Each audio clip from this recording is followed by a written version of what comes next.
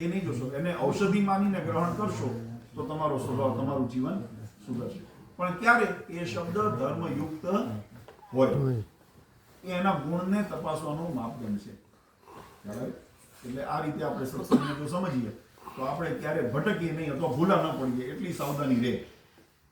એનાથી લાભ નુકસાન જે પણ થાય એ આપણને ખબર છે કે ભગવાનની આજ્ઞાના પાલન કરવાથી મહારાજ કીધું કે જેમ લાભ થાય અને ભગવાનની આજ્ઞાનું ઉલ્લંઘન કરવાથી નુકસાન થાય, તો એનું લાભ નુકસાન આપણને ખબર પડે કે આપણે ભલે આના સાથે રહીશું તો આપણને આ લાભ થશે.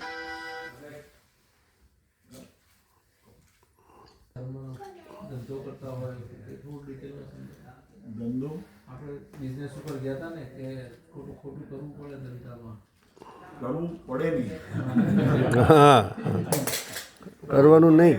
પડે એવું કશું નથી. એવું નતા બોલે, એવું નતા બોલે. કરવું પડે એવું કશું નથી. પેલા જો પડે એવું કેવું છે કે કોઈ જગ્યાએ થતું હોય. મારો કહેવાનો ભાવાર્થ એ છે કે વર્તમાન કાયદાઓને અને પરિસ્થિતિઓને અને પોતાની પરિસ્થિતિને ધ્યાનમાં રાખીને કદાચ કોઈ વખત એવું થયું, કોઈ વખત એવું કરવું પડ્યું હોય, બરાબર, અથવા થઈ ગયું હોય, શાસ્ત્રોએ પ્રાયશ્ચિત બતાવ્યું છે. પણ એનો અર્થ એવો નથી. રચનામાં તમારે કીધું કે રોજ ગુનો કરો અને રોજ પ્રાયશ્ચિત કરો, એવો ભાવ ન થાય. બને ત્યાં સુધી એવો કોઈ જગ્યાએ વિવેક ચૂકાણો હોય તો એનું પ્રાયશ્ચિત કરવું અને ફરી એવો વિવેક ન ચૂકાય એનું અનુસંધાન બને ત્યાં સુધી ન કરવું.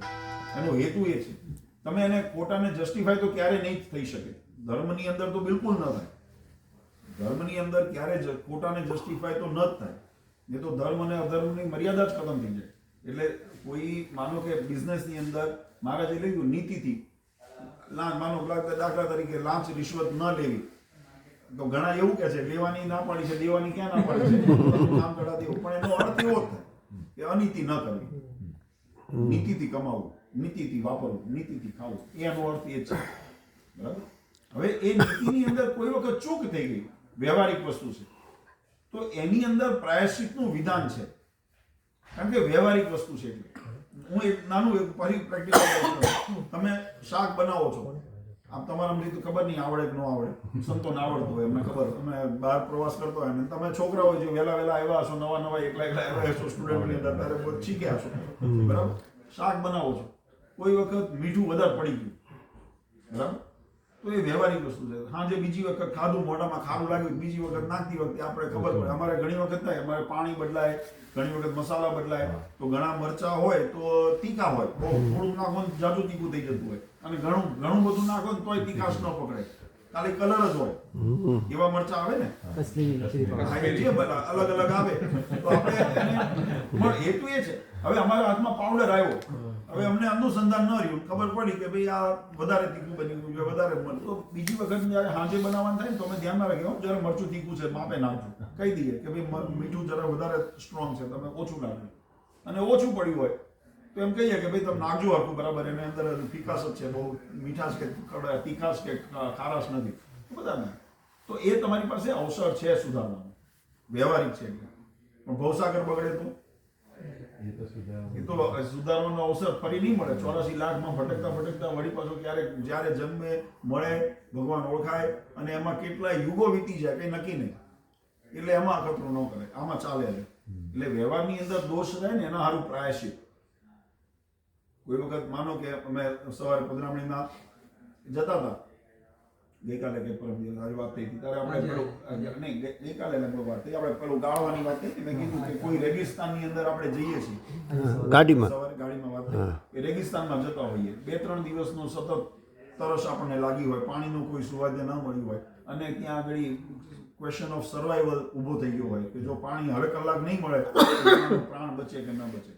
જો નિષ્ઠા હોય તો ઘણા એવા પણ શૂરવીર છે કે ભાઈ પ્રાણ જશે પણ દર નથી છોડ, એવા પણ છે. અને ઘણાને સર્વાઈવલનો તો મહારાજે ત્યાં વિકલ્પ આપ્યો છે કે પોતાનો પ્રાણનો ત્યાગ થતો હોય તો ત્યાં પ્રાણની રક્ષા કરવી, એવો વિકલ્પ આપણા શાસ્ત્રમાં આપ્યો છે. તો હવે ત્યાં આગળ માનો પાણીની વાવડી મળી પણ ગણું કે કશું છે નહીં, અને એમાંથી 2 ઘૂંટડા પાણી લીધું, તો ત્યાં ક્વેશ્ચન ઓફ સર્વાઈવલ હતો.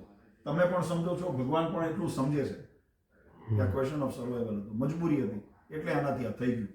અથવા તો એને કર્યું, જાણીને જ કર્યું, પાણી જાણીને જ પીધું છે, પણ એ મજબૂરી હતી. તો અહીંયા આગળ ક્ષમા, પ્રાયશ્ચિત એનો અવકાશ છે. પણ આપણે એસી રૂમમાં બેઠા હોઈએ અને એ ખાલી ઊભા થવાની આળસની અંદર આપણે અળગણ પાણી પી લઈએ તો ઊભું થઈને કોણ જાય? તો અહીંયા આગળ it's a question of choice.